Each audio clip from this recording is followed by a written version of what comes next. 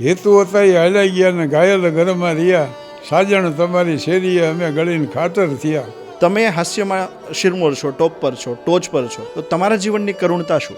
કે કરુણતાની ચરમ સીમા આવે ને ત્યારે હાસ્ય નિષ્પન્ન થાય. દુઃખ પ્રીતનું જ્યાં ત્યાં ગાવું છું, ડગલે પગલે પછતાવું છું.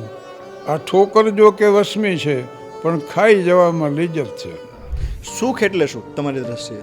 સાનુકૂળ સંજોગો તમારા જીવનમાં સર્જાતા જાય ને તો આને સુખ ગણી શકાય. મોટે ભાગે જ્યારે સફળતા મળે ને એટલે લોકો પોતાનું સ્થાન છોડીને મોટા શહેરમાં જાય, જેનાથી સફળતા બમણી મળે. આપણે સ્થાન કેમ ન છોડ્યું? કલ્યાણજીભાઈની એવી ઈચ્છા હતી મુંબઈમાં એક ફ્લેટ માટે મને એને આગ્રહી રાખ્યો હતો, પણ સ્થાનમાં જન્મ છે એની ધરતીના ધાન્યમાં જે ઉગ્યો છે એનાથી આપણને બંધાણું.